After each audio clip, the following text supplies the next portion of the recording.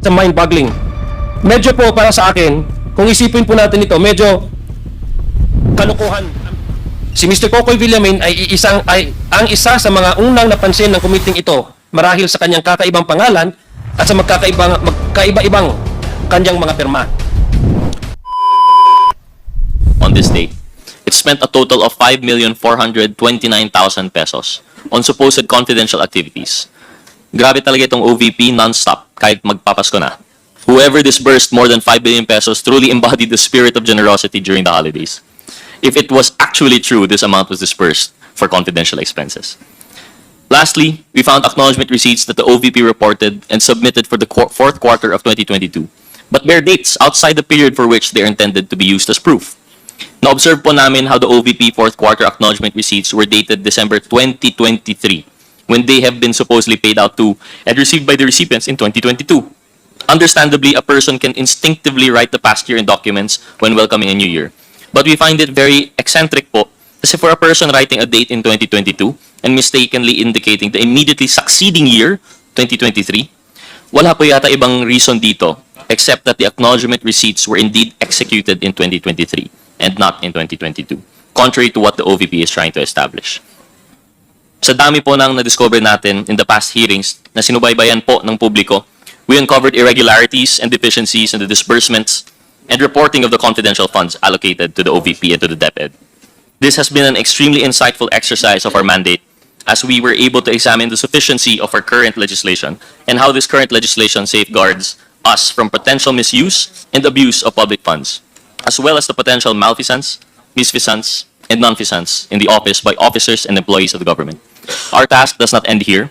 It is now our duty to craft legislation that will protect the public coffers and ensure that they are not used and abused by public servants for their personal agenda. With that, Mr. Chair, I conclude my part of the hearing. Thank you po. Thank you, Congressman Gutierrez. Next is Congressman Zia Alonto Adjong. Thank you, Mr. Chairman. Bismillahirrahmanirrahim. Assalamualaikum warahmatullahi ta'ala wa barakatuh. Mr. Chairman and fellow members of this honorable committee, to my fellow Filipinos who are watching right now, what we have witnessed in the past 7 hearings before this Committee on Good Government and Public Accountability of the House of Representatives has left us with more questions than answers. Ang mga tanong po natin dito, hindi nakukuha ang kakulang sagot. Bagkus, nanganganak pa ng maraming tanong. But one thing, Mr. Chairman, is extremely clear to this representation. Tayo po ay na-scam sa pamamagitan ng libu-libong acknowledgement receipts na basta-basta lamang dinoktor or gawa-gawa lamang. Mr. Chair, almost 5,000 acknowledgement receipts of dubious origin, kapalit ang 612.5 million pesos na confidential funds na basta-basta lang naglaho mula sa kaban ng bayan sa ilalim ng pamumuno ng ating Vice Presidente. Mr. Chair, 612,500,000 pesos o mahigit kalahating bilyon. Mr. Chair, ito po ang pondo ng bayan na nawala o hindi ma-explain mula lamang December 2022 hanggang September 2023. 9 na buwan lamang po, Mr. Chairman. Sa ganitong halaga, halos budget na po ng isang buong ahensya para sa isang buong taon ang pinag-uusapan po dito. Pinaglaruan po tayo? Niloko ho ba tayo? O pinaglaruan po ang publiko pagdating sa kanilang pondo? Mr. Chairman, sa item 4.12 ng Joint Circular, ang requirement po sa government agencies na nagdi-disperse ng confidential funds is to submit documentary evidence of payment upon the liquidation at the end of the period for which it was allocated. These documents, Mr. Chairman, are to be submitted to the Intelligence and Confidential Fund Audit Unit of the Commission of Audit, who shall then audit these documents. In fact, upon the submission of the liquidation report to ICFAO, a certification signed by the head of agency and its Special Disbursement Officer, or SDO, stating that the expenses were incurred in connection with the agency's confidential expenses and activities with supporting documents and documentary evidence of payment is needed, Mr. Chairman. As the name suggests, ebidensya, is supposed to prove a fact that the confidential funds were utilized for confidential expenses. Ang hindi dapat basta-basta lang ibinubulsa at hindi dapat lang, Mr. Chairman, dapat lang binubulsa o napupunta lang sa kung ano-anong gastusin. Mr. Chair, from among these documents, this committee discovered that the confidential funds, which should be utilized by civilian agencies for security and surveillance activities, was just handed over to 2 members of the Vice President's security team upon the instruction of the VP herself. Sinabi po ito ng kanyang Special Disbursement Officers na si Ms. Gina Acosta at Mr. Fajarda. Those funds, Mr. Chair, were never to be seen again. And according to the SDOs, these same 2 members of our security group supposedly just provided them with the acknowledgement receipts to be submitted to COA.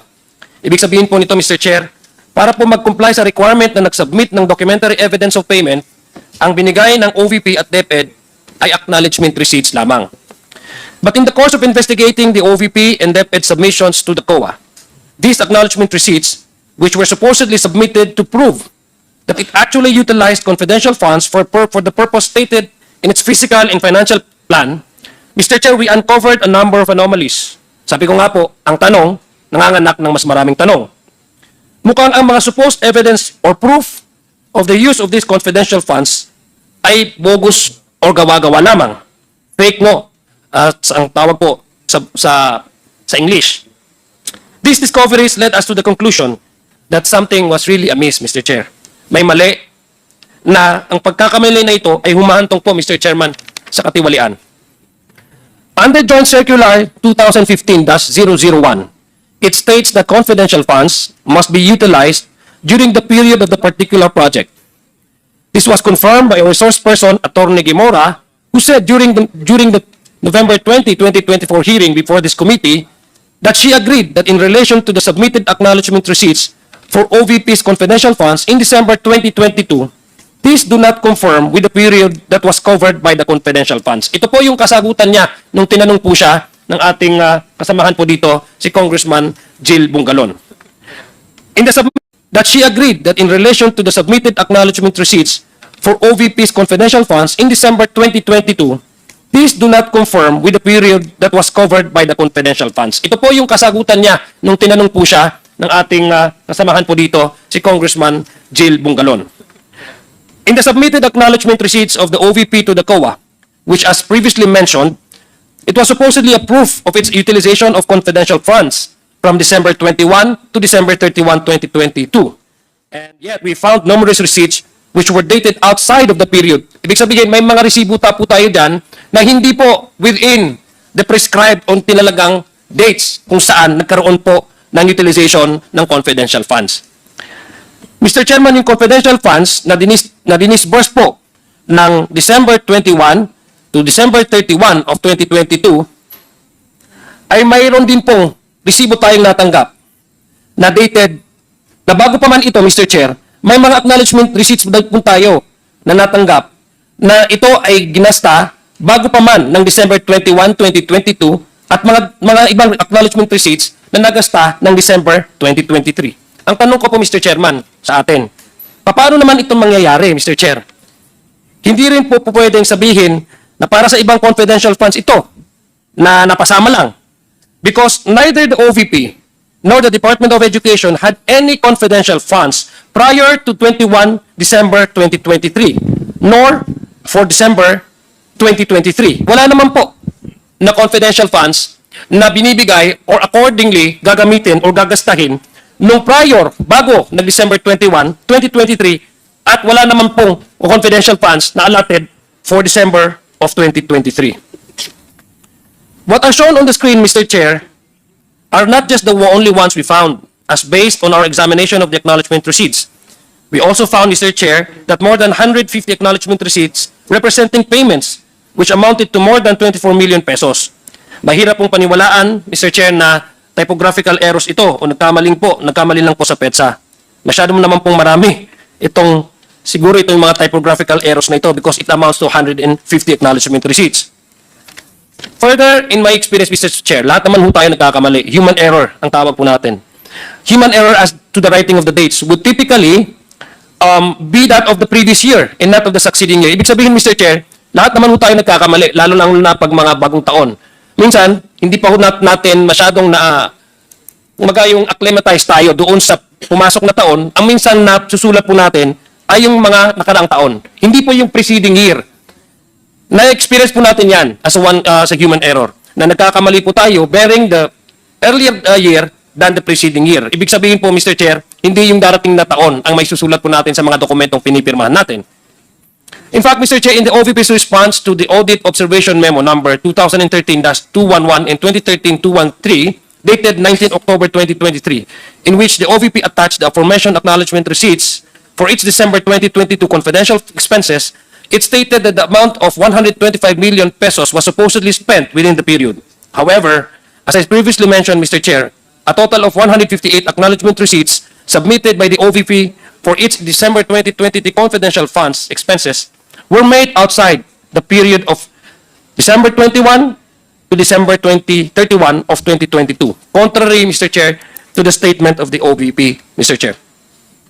These acknowledgement receipts were fabricated kasi wala nga po tayong basihan kung bakit ito nagastos. Wala nga ho siya doon sa date kung dapat siya paggastosan. Because they bore dates different from the period covered, Mr. Chair. Simple po yan. Very simple po yan ang makikita po ng taong bayan yan. Para daw po sa 21 of December to 31 of December of 2022 raw po ang mga ARs na isinumite. This is shown by the certification dated 10 of January 2023 where Ms. Acosta certified that the acknowledgement receipts submitted, which we just showed, Mr. Chair, was for the period of December 21 to December 21 of 2022.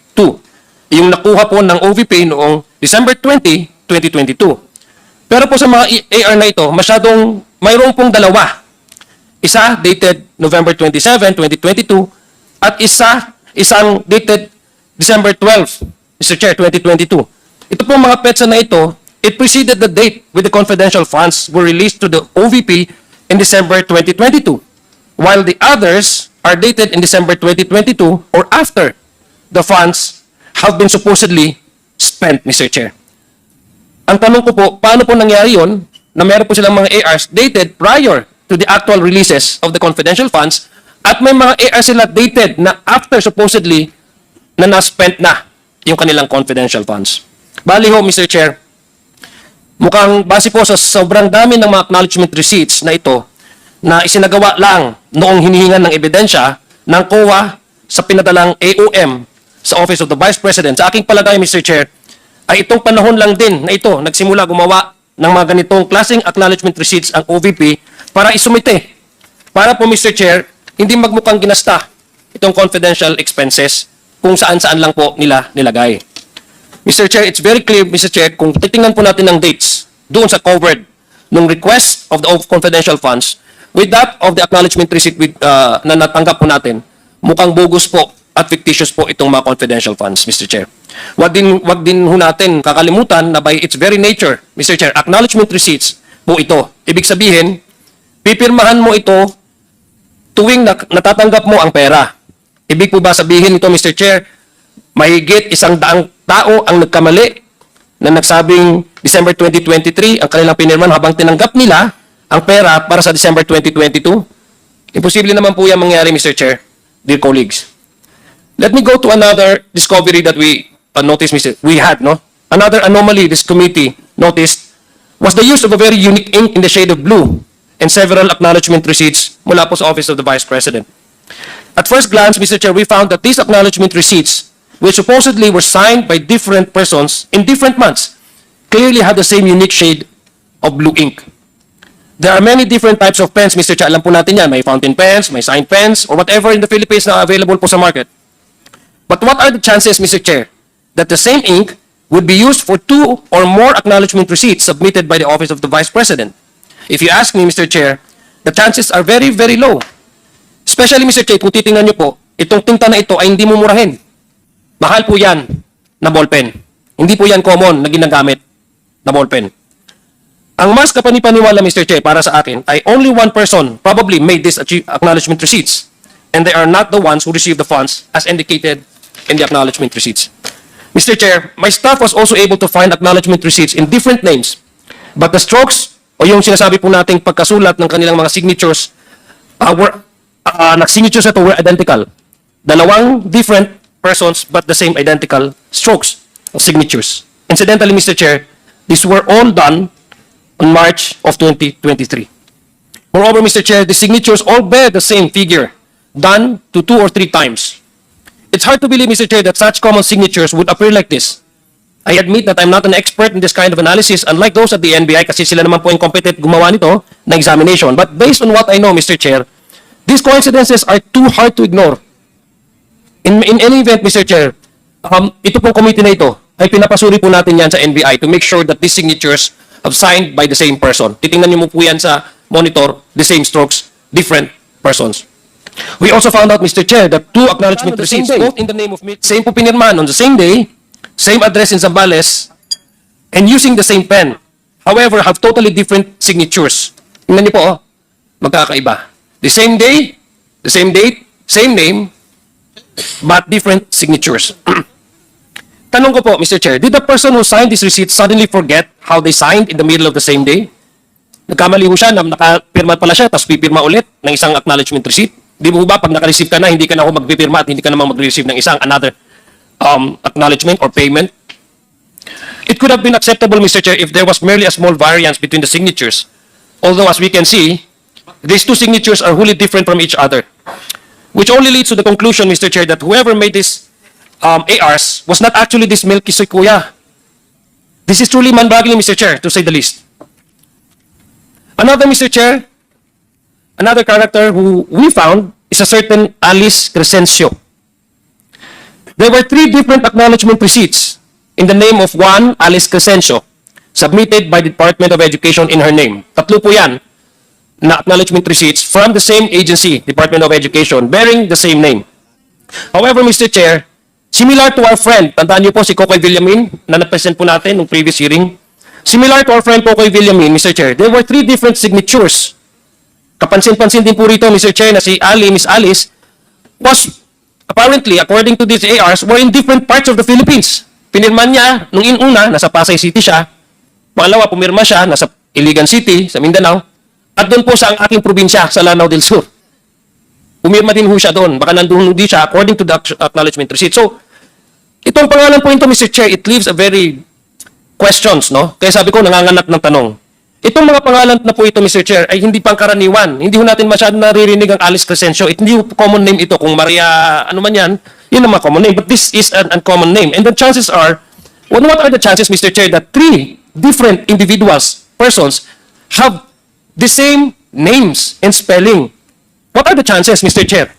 All receiving the same confidential funds for different purposes from the same agency, which is DepEd. Sobrang laking coincidence ito, Mr. Chair, which actually, it's a mind-boggling. Medyo po para sa akin, kung isipin po natin ito, medyo kalokohan. I'm sorry to use the term po. Medyo kalokohan na po ito. The more likely explanation na gusto ko pong isipin ay itong mga tagapirma o tagagawa nitong mga ARs na ito ay hindi coordinated.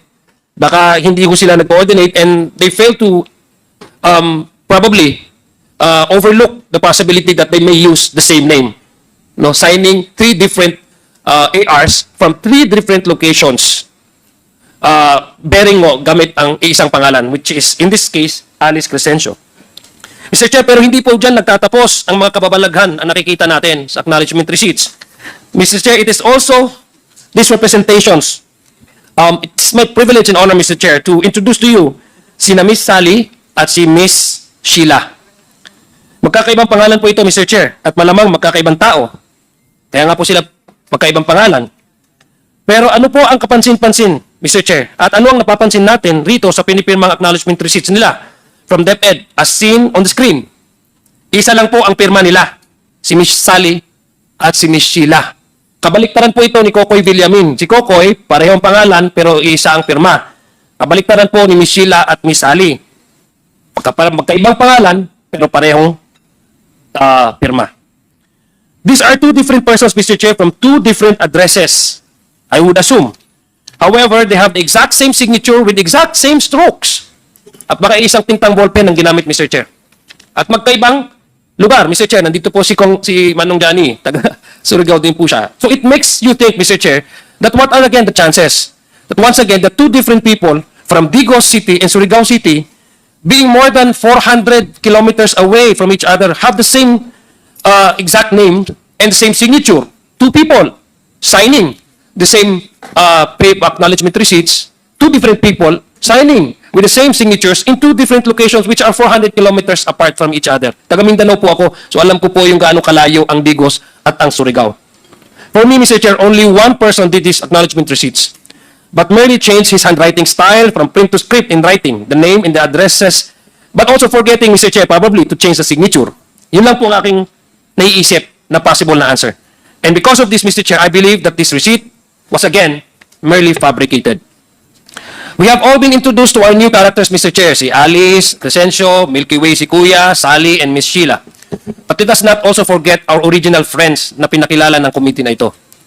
One of the stars on the issue, Mr. Chair, of the confidential fund is one Mr. KOKOY VILLAMIN. Nina-mention ko po sa inyo earlier, and this was also presented in the previous hearings. Mr. KOKOY VILLAMIN, who happens to receive confidential funds from both the OVP and the DepEd. Kung maalala niyo po, Mr. Chair, si Mr. KOKOY VILLAMIN ay ang isa sa mga unang napansin ng committee ito marahil sa kanyang kakaibang pangalan at sa magkaiba-ibang kanyang mga pirma. Napanood din po natin, Mr. Chair, at napanood ng committee ito ang interview kay PSA Assistant National Statistician Mariza Grande na tinitingnan nila ang pangalan niya sa kanilang records at isiniwalat niya na wala silang makitang records pertaining to Mr. KOKOY VILLAMIN. This was brought about by the request of Congresswoman Jinky Luistro na para po ma-confirm natin na may talagang tao nito, we need to seek the assistance of PSA and NBI. Pero according sa kanila, wala po silang records na may tao pong Mr. KOKOY VILLAMIN. According kay PSA na Assistant National Statistician na Mariza Grande. Base po sa kanilang initial na findings na ito ng PSA, mas panatag ako, Mr. Chair, na ang confidential funds na di umano'y binigay kay Mr. VILLAMIN ay hindi talaga sa kanya napunta at hindi talaga itong totoong tao. I mean, common sense would dictate, Mr. Chair, that same name, bearing the same name, ay hindi po magkakaroon ng dalawang signatures. And it reinforces our original questions kung meron po bang mga taong ganito. Ang pinakabida, Mr. Chair, sa ating naging inquiry in aid of legislation sa committee ito ay of course, si Miss Mary Grace Piatos.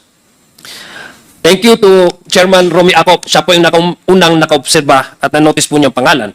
Dahil yung pangalan pong ito, ang una nating napansin, at napansin ni Chairman Acop, dahil ito po ay kombinasyon, according to him, ng isang restaurant at chichirya. At tama na po, lahat po tayo nag-agree noon.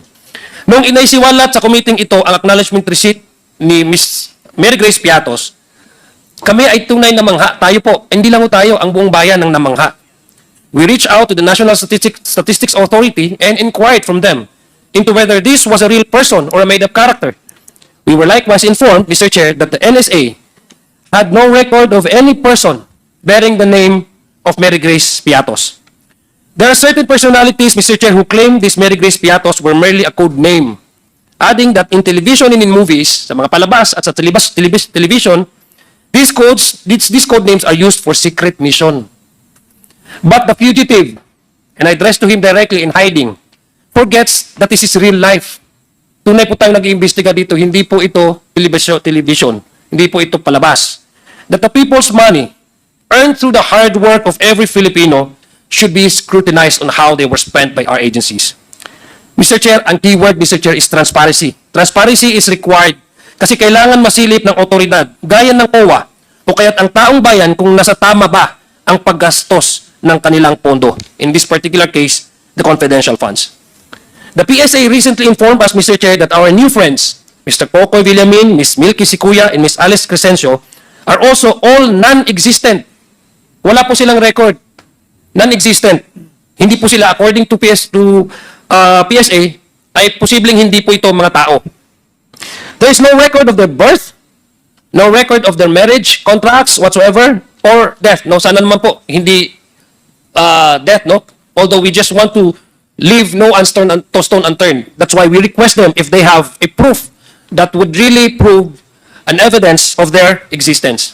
Birth, marriage, or even death certificates.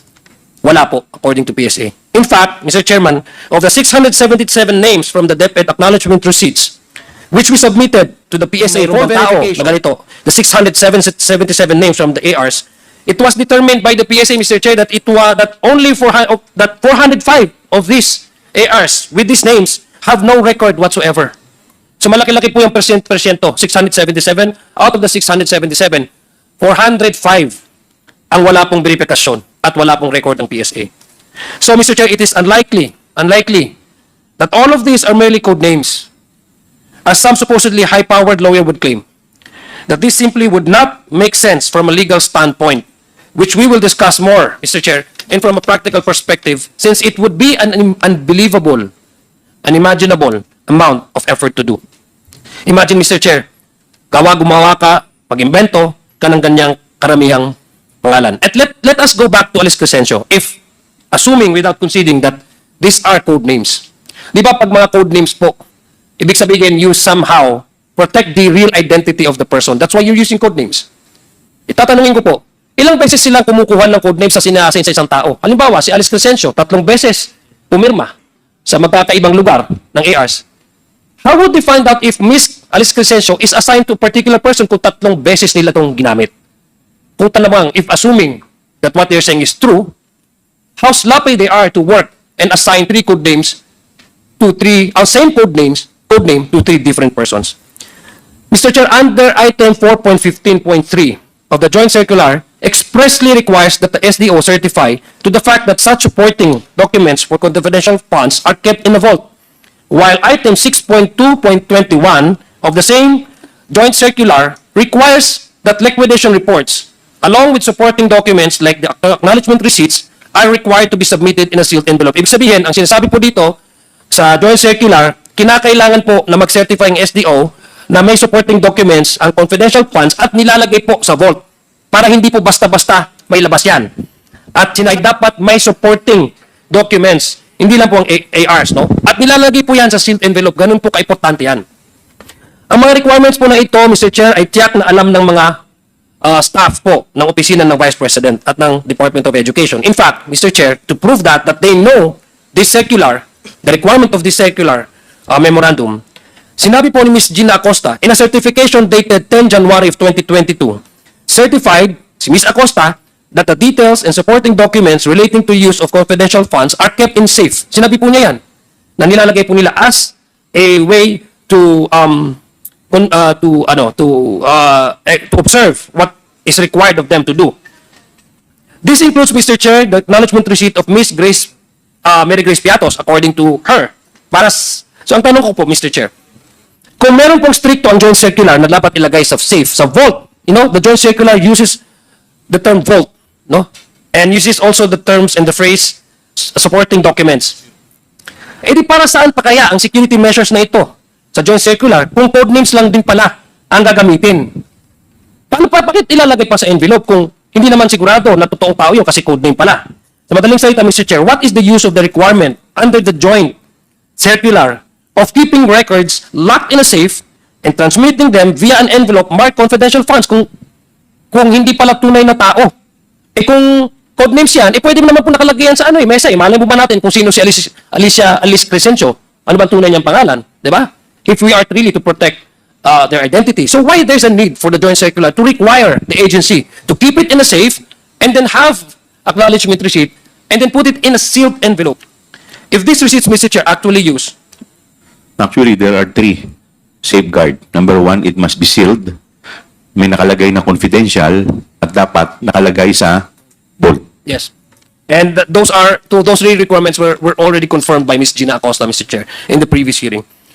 Mr. Chair, again, let me continue. If these receipts actually use code names, what is the point locking it in a safe, again, and secure the vault and secure it in the vault? When the details therein have already been obscured or changed, pinalitan na hindi niya tunay na identity. Halimbawa, si Congressman Paulo Ortega, ang kanyang code name ay si Magneto. Pwede naman din nakalagay dyan. Malay ba natin na si Magneto pala si Congressman Paulo Ortega? Mr. Chair, the interpretation offered by those who claim that code names can be used is patently absurd. I'm sorry to say this. And we in government, Mr. Chair, cannot and should not dabble with the absurd. Hindi dapat ito biro, hindi biro ang pinag-uusapan dito. Hindi lang naglalaro dito, Mr. Chair. Seryosong bagay po ito. Kaya nga po may joint circular kasi seryoso po ang gobyerno kung paano po nila nilalagay ang criteria kung paano gastusin po ang pondo ng taong bayan, ang pera ng ating mga kababayan. So hindi po ito dapat laro-laro at hindi po lang dapat itago sa mga code names. Furthermore, Mr. Chair, just because the issue involves confidential funds doesn't mean we can ignore, exploit, and essentially invent acknowledgement receipts, which under the joint circular are proof of payments. Paano po mapoprove na itong isang tao na ito, nagangalang ganito, ay nakatanggap dahil siya ay informant, kung ang nilalagay lang ho natin na acknowledgement receipts ay hindi niya pangalan or code name lang, Mr. Chair, Your Honors. How can we then confirm, especially COA, Mr. Chair, that the confidential fund actually went to the right person for the stated purpose if the amount can be claimed with a code name? Mr. Chair, how can the Commission audit ensure that the agency who utilized confidential funds actually utilized it for its actual stated purpose? As allowing a code name, Mr. Chair, to me, just allows this, Mr. Chair, to be prone to abuse, but just writing any name and calling it as such, Mr. Chair. And when accountability is required from the agency of the government, the inquiry will be brushed aside only on the basis of supposed confidentiality. Ganun po eh. So we are actually weakening not only COA, but even this committee, the inherent right of this committee to exercise its oversight function. Para lang ho, Mr. Chair, to me, para lang ho itong biro-biro lamang lang. So I think those are the things that we need to consider and probably to propose a bill that would really secure the identity of the informants and as well as to prove that those informants really do receive the payments. Ilan lang po, Mr. Chairman, ito sa mga anomalyang napansin natin sa ating pag-imbestiga, sa mga documentary evidences of payment na isinumite ng Office of the Vice President at ng Department of Education para di umano'y magpapatunay sa paggamit ng confidential expenses nito. Sa aming mga kababayan, to my fellow Filipinos, I would wish